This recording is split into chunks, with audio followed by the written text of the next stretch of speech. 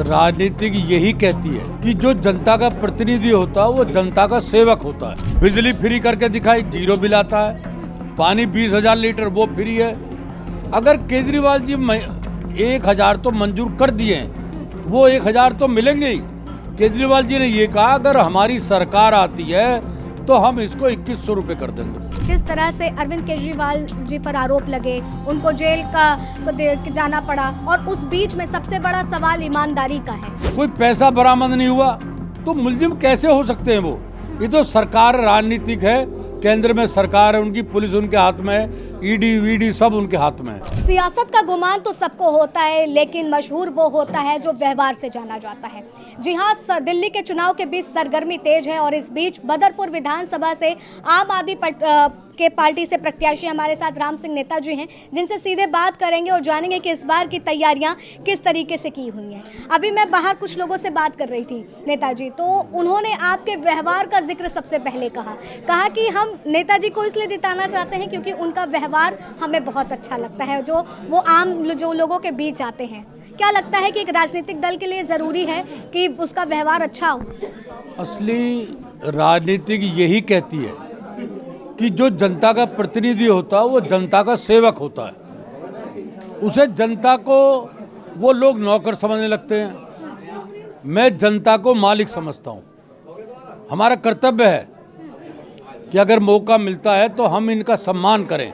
यही लोग तो हमें बनाते हैं। अब लोग क्या करते हैं, जब चुनाव जीत जाते हैं फिर मिलते नहीं, घर के बाहर खड़े रहो 2-2 घंटा 4-4 घंटा। तो ये प्यार इसलिए करते हैं कि मेरे यहाँ कोई गेट बंद नहीं होता।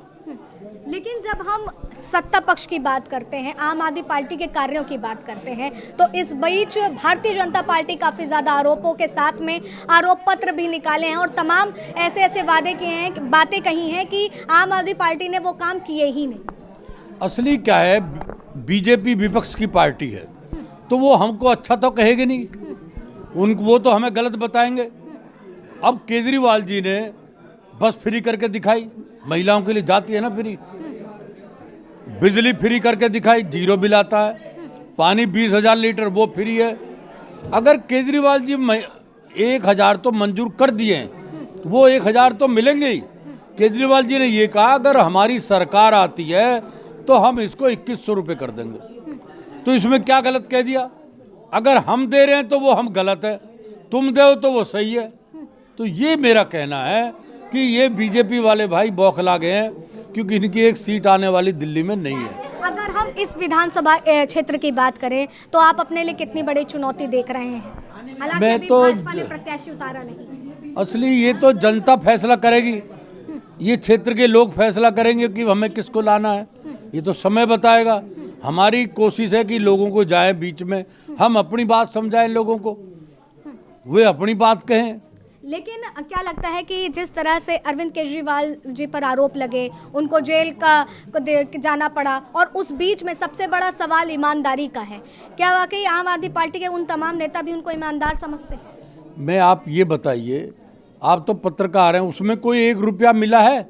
जो कहते करोड़ों का घोटाला हुआ है तो 1-8 लाख तो मिलता। कोई पैसा बरामद नहीं हुआ तो मुलजिम कैसे हो सकते हैं वो? ये तो सरकार राजनीतिक है, केंद्र में सरकार है, उनकी पुलिस उनके हाथ में है, ईडी वीडी सब उनके हाथ में है। वो जो चाहे वो उसको बंद कर दे। पुजारी योजना की अगर बात करें, हाल ही में उसका भी ऐलान हो गया है। क्या ये योजना वाकई में दिल्ली के चुनाव को धर्मपात से मैं देखती हुई दिखी? असली जब हमारे मुस्लिम भाइयों के इमाम हैं उनको 18,000 रुपये मिलते हैं, तो फिर जो मंदिर वाले उनको क्यों नहीं मिले? उनको बराबर होना चाहिए। तो केजरीवाल जी ने उनको बराबर किया है। 18,000 रुपये कल से हम भरेंगे फार्म जा के मंदिरों में, गुरुद्वारे में। तो ये केजरीवाल जी का बहुत बढ़िया स्टेप है। लेकिन सबसे बड़ा सवाल उठ रहा है कि ये जो फ्री योजनाएं और ये तमाम चीज़ों का ऐलान कर रहे हैं, आखिर इसके फंड की तैयारी कहाँ से होगी? इतना कैसे फ्री सबको वो देते फिरेंगे? मैं एक उदाहरण बताऊं जी। एक ट्रक में रुई जा रही है भर के, 2 आदमी बैठे हैं, वो ये कह रहे हैं ट्रक की इतनी रुई को धुनेगा कौन? धुनने वाला धुनेगा ना। जो आदमी घोषणा कर रहा है उसे पता कि मैंने पैसा कहाँ से देना।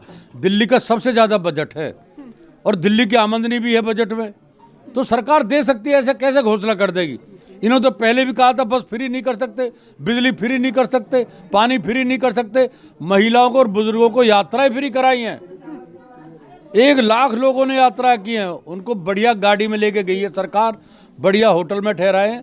तो केजरीवाल जी ने करके दिखाया। लेकिन अगर मैं आपसे एक सवाल पूछूं राम सिंह जी, चूंकि आपका एक राजनीतिक करियर भी रहा है, हर चीज़ को जैसे आपने खुद कहा कि जनता तो मालिक होती है, लेकिन क्या ये दिल्ली का दुर्भाग्य नहीं है कि यहाँ पर रहने वाला हर व्यक्ति पानी खरीद के पी रहा है?